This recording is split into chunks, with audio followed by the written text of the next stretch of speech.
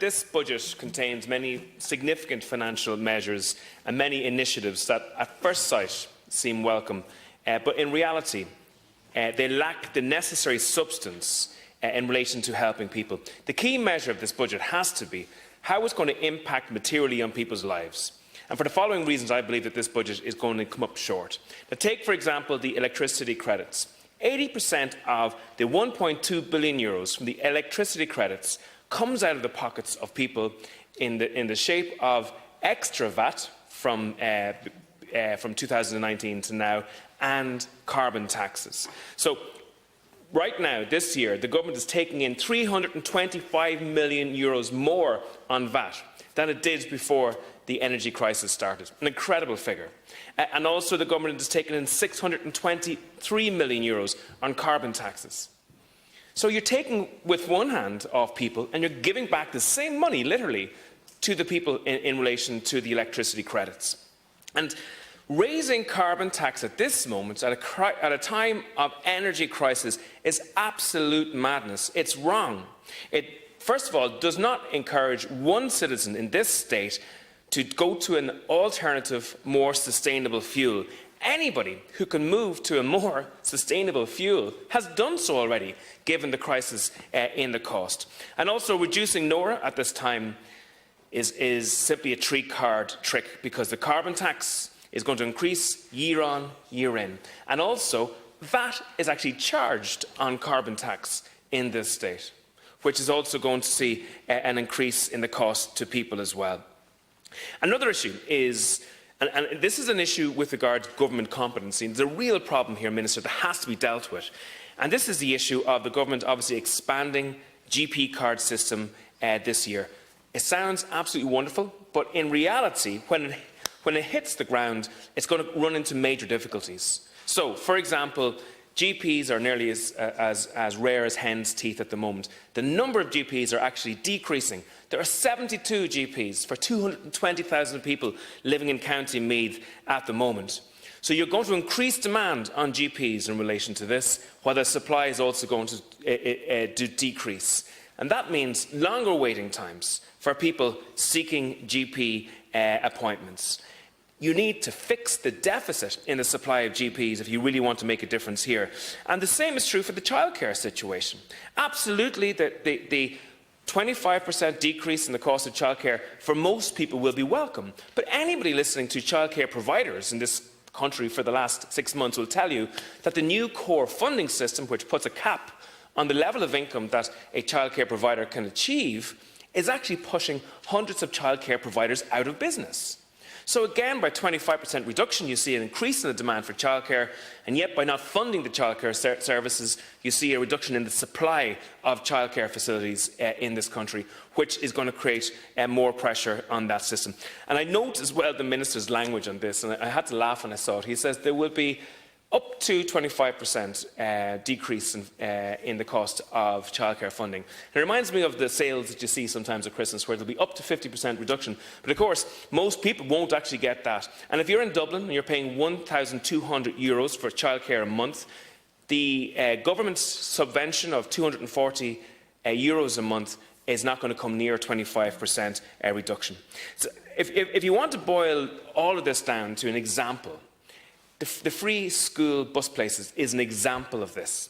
It's an example where the government, make a statement in technicolor in relation to the help they're going to give people, but they do no work in actually developing the capacity that's needed to actually help people. And therefore, you have loads of children at the moment stuck on the side of the road in relation to the school bus fiasco.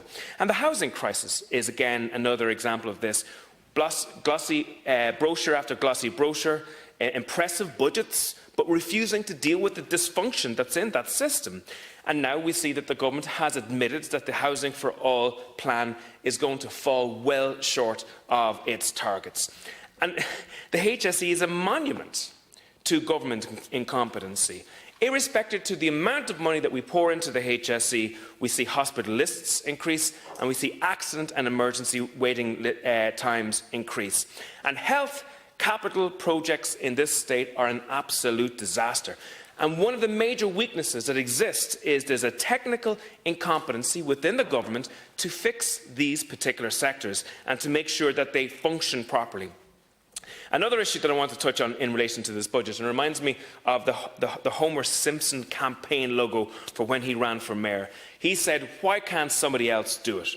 And we see this over and over again in relation to the government's budget today. So when we ask for the government to decouple the cost of electricity from the price of gas, they say that it's a EU competency.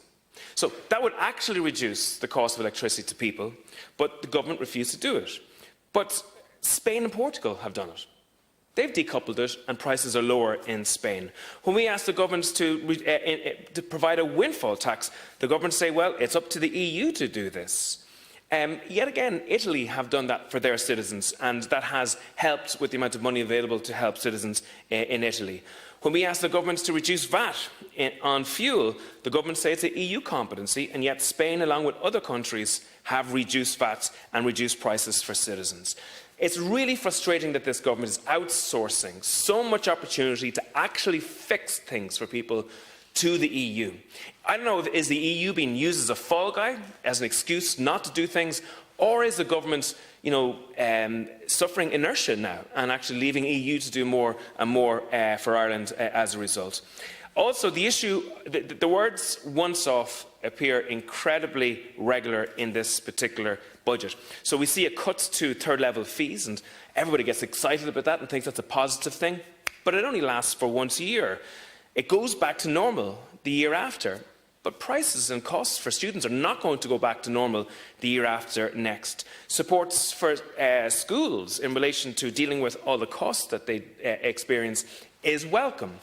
But what school wants is an increase in the capitation grant so that they can actually deal with these costs year in, year out. And I also want to talk about the social welfare and pension issues. A lot of those issues are once-off issues, but their actual income has increased in this budget by a figure substantially lower than the rate of inflation. So if we strip out the once-off issues, and they will be stripped out, unfortunately, in the coming year, the truth of the matter is that pensioners and working-age social welfare recipients have experienced an income reduction in this budget. And that's particularly shocking because this budget was supposed to be about helping those most exposed. And citizens who earn less than €36,800 a year will actually see very little improvement from the tax package that was in this. And on the flip side of this, there's no talk of a wealth tax for assets worth over €1.5 million whatsoever. The promised vacant home tax is very vague and nebulous, and I was looking at its regulations, and the house has to be occupied for less than 30 days a year. So what do people do? Do they take selfies in the homes for like 31 days? Do they sign into the local Garda station? Are we going to be dealing with another property tax that is going to fall by the wayside? The residential zoned land tax, again, is mostly in the future tense, even though it was announced last year. And the defective concrete products levy is actually going to increase the cost of building homes. How can a government in a housing crisis introduce a levy on building homes? It does not make sense, Minister, in relation to that. And just finally, in relation to the regional development of our country, there is very little here that actually ends the lopsided spatial development that we have in Ireland. We have an overheated capital, we have a sprawling commuter belt, and we have regions emptying of its young people, and it's not been tackled by this.